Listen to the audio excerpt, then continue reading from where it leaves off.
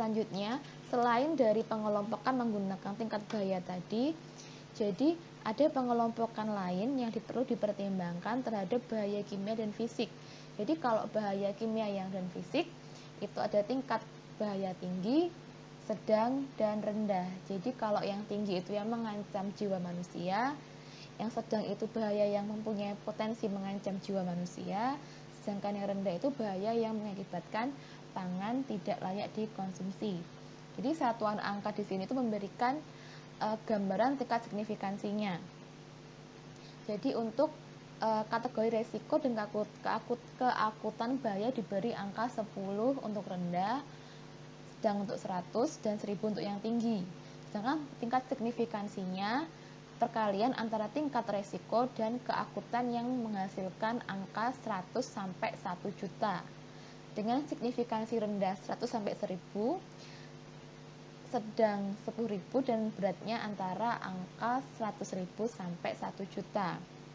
Dan untuk nilai signifikansi yang sampai 1 juta ini bisa digunakan untuk penetapan DCP pada diagram pohon keputusan titik kritis. Nah, yang tahap selanjutnya adalah pengembangan tindakan pencegahan. Nah, jadi kita harus mengidentifikasi adanya setiap bahaya yang mungkin terjadi. Jadi tahap ini sangat penting ya. Jadi untuk tahap pengembangan tindakan pencegahan ini kita sebut dengan tahapan yang kritis selain analisis bahaya atau hazard. Karena prinsip dari HACCP adalah preventif atau pencegahan bukan kuratif, maka pengembangan tindakan pencegahan sangat penting. Jadi misalnya kalau misalnya kita bilang, oh takutnya nanti produk jadinya tercemar oleh bahan baku yang masih ada misalnya salmonellanya, maka bagaimanakah pencegahannya? Kita pisahkan bahan baku dan produk jadi. Kemudian menggunakan sumber air yang sudah bersertifikat supaya nggak ada E. coli-nya. Kemudian kalibrasi timbangan dan temperatur kalau kita perlu temperatur yang tepat. Kemudian menggunakan truk yang mempunyai kemampuan mengatur suhu dan lain-lain. Nah, tadi kan ada yang saya bahas tentang kalau menggunakan tadi untuk menggolongkan analisis bahaya. Nah, selain itu biasanya yang digunakan di banyak tempat itu yang simpel itu menggunakan ini. Jadi ada alternatif lain untuk analisis bahaya. Nanti ketika praktikum kita menggunakan karakteristik bahaya yang ini karena lebih gampang. Jadi ada kelompok A, kelompok B, kelompok C, kelompok D, kelompok E, dan kelompok F. Itu merupakan karakteristik bahaya. Kemudian ada penetapan kategori resikonya. Apakah dia resikonya rendah, kemudian resikonya tinggi, itu menggunakan kategori jenis bahayanya. Jadi tidak mengandung bahaya A sampai F, mengandung bahaya B sampai F. Mengandung 2 bahaya itu ada kategori resikonya. Kemudian signifikansi bahayanya. Apakah dia low, apakah dia medium, apakah dia high, itu menggunakan tingkat keparahannya atau severity-nya, L, M, atau H. Nah, tadi untuk beberapa HACCP ini dia menggunakan penggolongan bahaya. Tadi kan bahaya fisik, bahaya biologis, dan bahaya kimia. Nah, kalau yang bahaya biologis, bagaimanakah cara mengidentifikasi bahayanya? Nah, bisa dilihat dari diagram ini. Jadi bahaya A, bahaya B, bahaya C, bahaya D, bahaya E, atau bahaya F ini merupakan contoh bahaya dari segi mikrobiologisnya. Jadi misalnya, produk mengandung bahan yang sensitif terhadap bahaya mikrobiologis, masuk bahaya tipe B. Kemudian bahaya F, jadi misalnya bahaya yang timbul karena tidak adanya pemanasan akhir setelah proses pengepakan atau ketika dimasak di rumah. Bisa kok dikendalikan. Dengan cara apa nanti? Pengendaliannya dengan cara nanti misalkan kita ganti petunjuk penggunaannya. Jadi kita bilang setelah di rumah dimasak kembali. Nah, bisa kan gitu. Nanti tinggal dikategorikan dia masuk bahayanya tipe apa.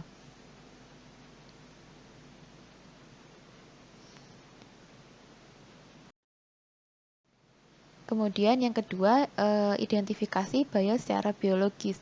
Nah, kalau kalian bangun bagaimanakah cara menentukan potensi bahaya secara biologisnya?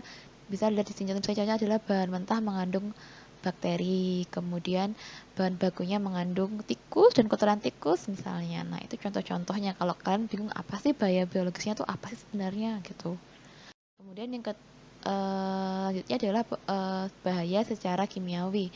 Apa sih bahaya kimiawi itu? Oh, mulai dari misalnya pestisidanya, atau mungkin kita bahan baku suppliernya ternyata ayamnya tuh banyak obat-obatan yang disuntik misalnya, atau semangkanya dikasih pemanis biar manis gitu misalnya. Nah, kita masuk ke tahap 2, yaitu tahap yang penting, yaitu tahap 7 dan prinsip 2, yaitu CCP dan pengendalian bahaya. Namanya adalah decision tree untuk penetapan CCP pada tahapan proses. Yang pertama misalnya gini, kan kita udah bikin diagram alir nih. Oh, misalnya pencucian ayam misalnya. Nah, kita lihat dulu, kita cek pada decision tree-nya. Adakah tindakan pencegahan atau apakah ada pengendalian terhadap tindakan yang dilakukan? Bila jawabannya tidak, maka ikut panah selanjutnya. Bila jawabannya iya, lanjut ke pertanyaan kedua. Jadi pertanyaan satu ini harus diinterpretasikan dengan baik oleh operator. Jadi jawaban yang diberikan menentukan cara pengendalian potensi bahaya yang teridentifikasi, baik pada tahap proses ini maupun pada tahap proses yang lainnya dalam instruksi pangan. Nah, kalau misalnya, oh tidak ada tindakan pencegahan, berarti kita bilang tidak. Jadi masuk ke pertanyaan yang kedua gitu. Masuk ke pertanyaan selanjutnya, yaitu apakah ada tindakan pencegahan pada tahap ini yang perlu untuk keamanan pangan misalnya. Kalau jawabannya tidak, jadi misalnya kita mencuci tahapan bahan tadi mencuci ayam gitu misalnya. Adakah tindakan pencegahan misalnya? Oh, pada saat mencuci ayam itu bisa jadi ternyata di ayam itu ada salmonella. Apakah tindakan pencegahannya? Misalnya, apakah ada pencegahannya? Iya, caranya gimana? Ya nanti setelah tahapan pencucian tinggal kita rebus saat masak, hilang salmonellanya gitu misalnya. Atau misalnya, oh di ayam ternyata ada Staphylococcus aureus gitu. Apakah ada tindakan pencegahan misalnya, oh ternyata kalau dimasak dia nggak mati misalnya. Oh tetapi ternyata nggak, pada tahap keamanan pangan ini dia nggak perlu, maka kita bilang tidak. Jadi bukan CCP gitu. Kalau ternyata iya, maka lakukan modifikasi tahapan produk dalam untuk mengendalikan potensi bahaya ini. Kemudian pertanyaan kedua misalnya, kalau jawabannya iya ya, apakah tahapan dirancang spesifik untuk menghilangkan atau mengurangi bahaya sampai ke level yang dapat diterima? Jika jawabannya ya, berarti CCP. Kalau jawabannya tidak, lanjut ke pertanyaan ketiga. Jadi pengertian dirancang itu merupakan prosedur yang dirancang secara khusus untuk mengatasi potensi bahaya. Jadi kalau ternyata apakah ada tahapannya, kalau ternyata tidak, lanjut ke pertanyaan ketiga. Kalau pertanyaan jawabannya iya, contohnya adalah misalnya kita merebuskan untuk menghilangkan salmonella.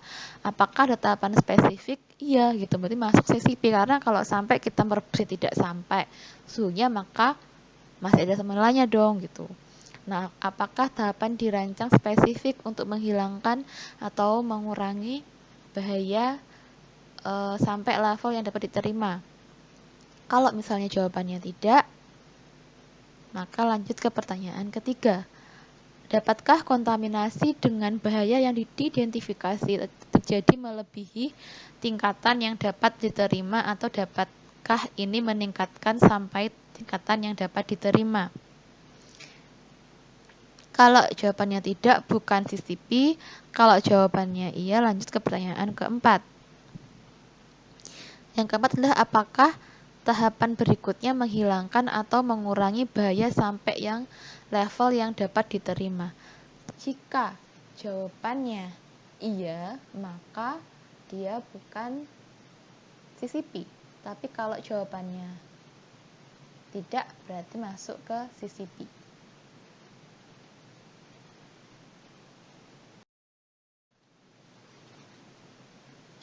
Nah, selain decision tree yang versi umum tadi, juga ada beberapa modifikasi decision tree menggunakan identifikasi bahaya.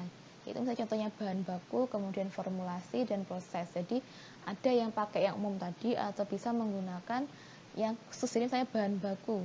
Apakah ada bahaya di bahan baku ini? Iya, misalnya di bahan baku ini ada pestisidanya. Apakah proses tersebut akan menghilangkan bahaya tersebut? Gitu, misalnya setelah tercuci, apakah hilang pestisida-nya? Oh, ternyata tidak gitu. Oh, berarti CCP. Kalau dicuci hilang ya bukan CCP. Apakah ada resiko kontaminasi itu ke yang lain? Oh, nggak ada. Kan kalau pestisida misalnya kalau udah hilang ya udah, berarti bisa hilang dengan dicuci. Oh, tidak. Ini berarti bukan masuk ke CCP. Nah, ini contoh salah satu identifikasi CCP menggunakan tabel. Jadi misalnya pengiriman bahan mentah gitu kan. Kategori dan potensi bahayanya apa sih?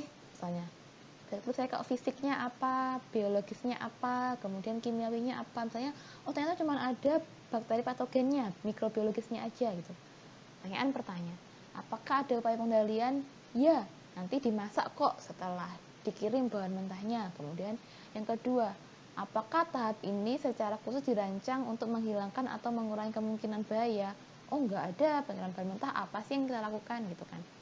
Yang ketiga adalah apakah tahapan ini secara khusus dirancang untuk menghilangkan atau mengurangi bahaya sampai ke level yang dapat diterima.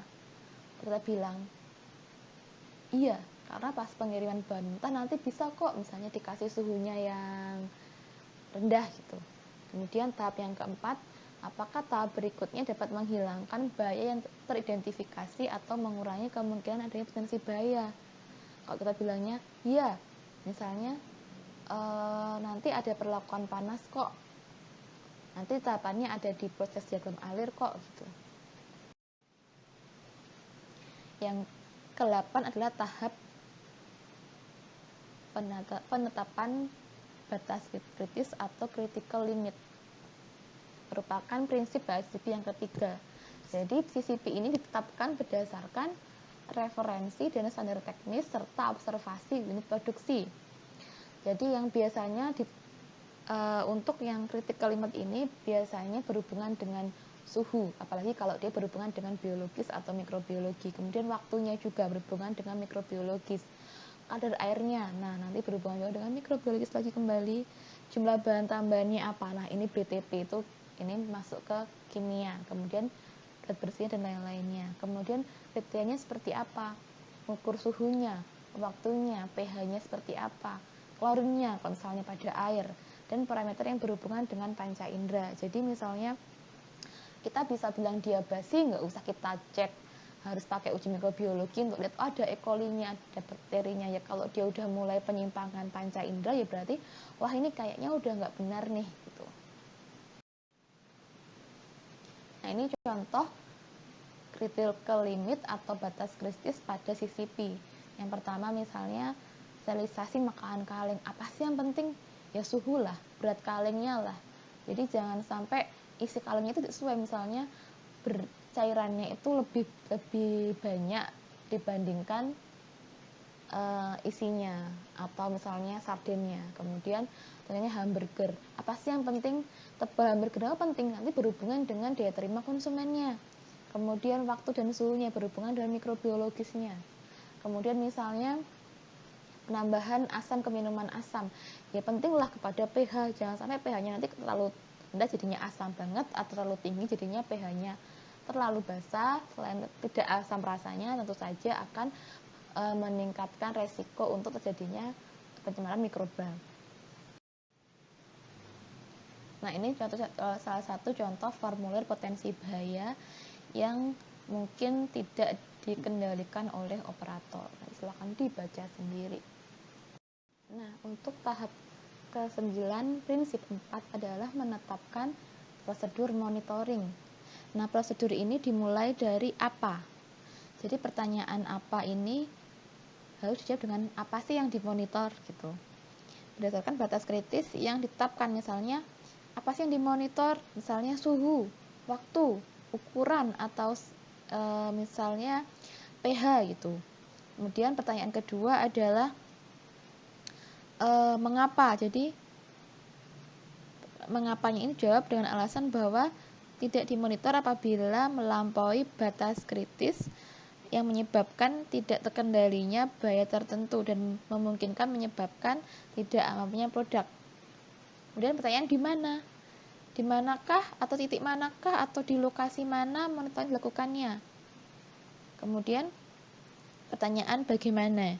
Bagaimanakah menanyakan metode monitoring? Apakah secara sensorikah? Jadi misalnya, kalau dia basi ya pasti dia lembek lah. Jadi bisalah monitoringnya itu hanya menggunakan sensori indera aja, atau harus secara kimiawi nih dicek nih kadar proteinnya atau gimana gitu kan. Kemudian kapan? Nah, kapan dilakukan monitoring? Jadi idealnya ini minimal terjadi bila ada interupsi dalam produksi atau mungkin ada periode tertentunya. Kemudian siapa? Nah, siapa sih yang melakukan monitoring? Apakah personilnya yang bekerja di sana atau manajernya gitu. Pokoknya yang punya akses mudah lah pada CCP-nya gitu. Dan dia punya keterampilan untuk mengetahui tentang namanya CCP. Nah, untuk monitoring ini biasanya ini menggunakan beberapa indikator ya. Jadi ada 5 monitoring CCP, itu dari tadi visualnya, kemudian sensorinya seperti apa. Jadi kalau visualnya, kayaknya ini gosong deh ayamnya, berarti kita nggak bisa kasih ke konsumen gitu, nanti pahit rasanya. Atau dari sensorinya, sepertinya ini udah mulai agak bau, berarti ini kayaknya ayamnya udah rusak nih gitu. Atau pengujian secara fisik dari misalnya dicek fisiknya, beratnya seperti apa, atau kimiawinya, dan paling susah ya menggunakan mikrobiologi ya seperti apa gitu. Nah, selanjutnya adalah tahap ke-10, prinsip ke-5, yaitu penetapan tindakan koreksi. Tindakan koreksi adalah setiap tindakan yang harus diambil jika hasil monitoringnya ini menunjukkan adanya kehilangan kontrol atau adanya loss control gitu. Jadi tindakan koreksi ini dalam pelaksanaannya ada 2 level. Yang pertama adalah yang segera, jadi kalau nggak segera nih bahaya nih, atau preventive action atau pencegahan. Jadi kalau yang segera itu contohnya adalah yang pertama adalah penyesuaian proses agar terkontrol kembali. Jadi misalnya meneruskan pemasakan daging sampai temperatur yang sesuai, kemudian menggunakan pestisida jika ternyata kalau kita simpan ternyata banyak jamurnya nih. Kemudian meningkatkan kandungan klorin saat pencucian sayur-sayuran supaya tidak ada bakteri E. coli. Kemudian yang kedua, penanganan terhadap produk-produk yang dicurigai mempunyai dampak penyimpangan. Jadi misalnya, dihancurkan kembali atau diolah lagi aja lah gitu. Atau misalnya susunya terkontaminasi salmonella nih, digantikan aja susu kental manis aja lah biar ada pemanasan yang tinggi, jadinya kebunuhlah salmonellanya. Kemudian misalnya ternyata ini nggak bisa dimakan manusia, ya udahlah kita jual ke pasar pakan aja, jadikan pakan hewan gitu. Kemudian tindakan pencegahan. Jadi tindakan pencegahan ini atau preventive action ini ada 2 tahap, ada 2 jenis, itu pertanggungjawaban tindakan koreksi dan pencatatan tindakan koreksi ya.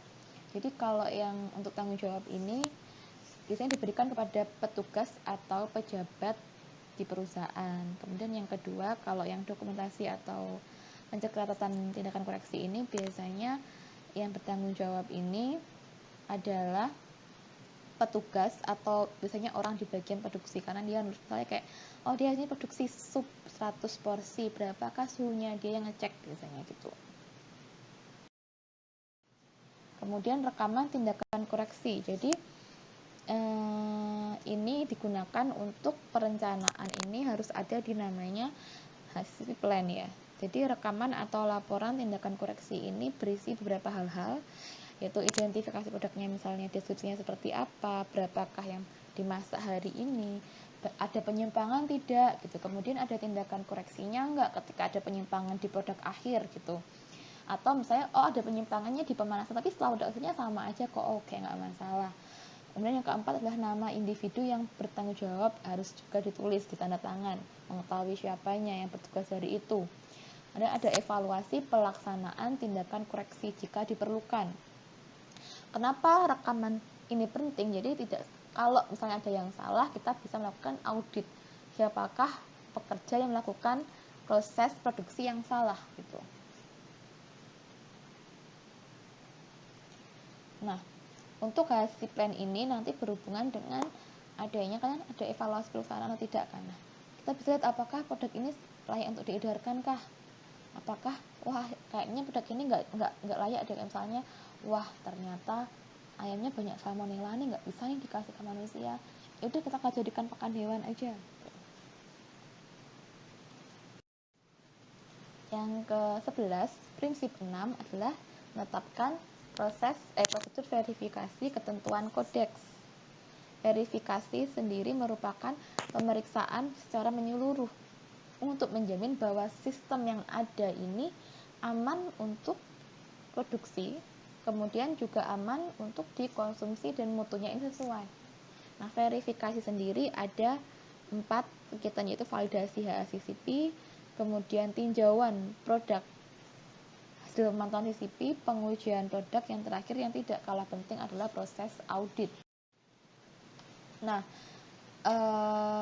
untuk tahapan tadi, yang tahapan ke validasi dan sebagainya, silakan dibaca di modul yang saya kirimkan. Kemudian tahapan yang terakhir yang tidak kalah penting adalah dokumentasi dan perekaman yang baik dan benar. Kita tentu harus perlu melakukan dokumentasi dan perekaman dengan yang baik, karena berfungsi untuk mendokumentasikan bahwa semua batas kritis atau CCP telah terpenuhi. Yang kedua, jika batas ini terlampaui, dokumen ini akan mencatat apakah kesalahan ini dapat diatasi atau tidak. Yang ketiga adalah ternyata setelah dicek produk akhirnya mikrobiologis, ternyata wah kok ada yang salah produksi yang ini, mah kita akan bisa melihat, melacak produk ini mana sih yang salah itu, apakah mulai dari penerimaan sudah salah, apa salahnya yang memproduksi atau salah pengepekan, kita bisa melihat cek satu persatu. Nah, ini contoh rencana HACCP. Misalnya tadi kan ada banyak tahapan. Nah, itu kita lihat manakah yang masuk CCP. Nah, kita kasih nomor saya CCP 1B, CCP 1P. B itu maksudnya adalah biologis, P maksudnya adalah biologis fisik. Nah, untuk tugas individu, nanti ada tugas teori ya. Untuk teorinya silahkan masing-masing individu untuk mencari jurnal tentang HACCP, kemudian rangkum isinya maksimal 3 lembar. Isinya boleh diketik atau ditulis tangan, kemudian upload di Google Classroom.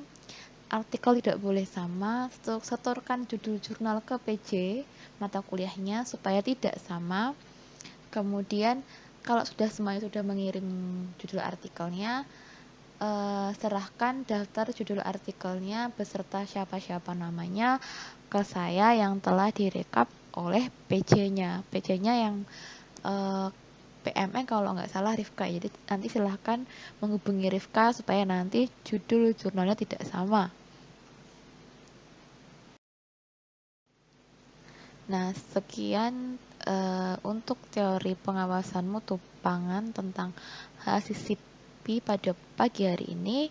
Kalau belum jelas, nanti silahkan, saya sudah beli, nanti saya kirimkan modul teorinya, kemudian modul praktikumnya. Nah, untuk praktikumnya ini dikarenakan kita masih pada saat pandemi sehingga kita malah harus daring, jadi kita tidak bisa mengamati suatu HACCP di perusahaan atau mungkin di ACS atau di rumah sakit. Jadi kalian nanti kan kelompoknya sudah dibagikan, silahkan membuat contoh HACCP pada suatu produk, misalnya kayak ayam goreng atau sup ayam.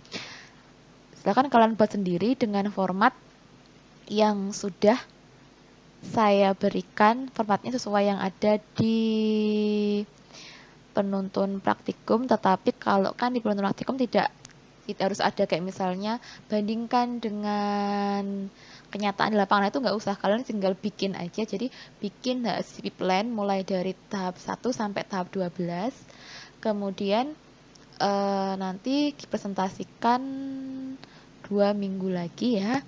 Kemudian untuk contoh HACCP, jadi kalau bisa bikinlah HACCP dari suatu menu di rumah sakit. Boleh lauk hewani, boleh lauk nabati, boleh sayur, terserah, bebas ya. Ini saya cantumkan juga contoh HACCP yang ada di rumah sakit. Boleh menggunakan format yang di situ juga boleh sebagai acuan untuk membuat HACCP plan menggunakan 12 tahap. Terima kasih, sampai jumpa di pertemuan berikutnya. Wassalamualaikum warahmatullahi wabarakatuh. Selamat belajar.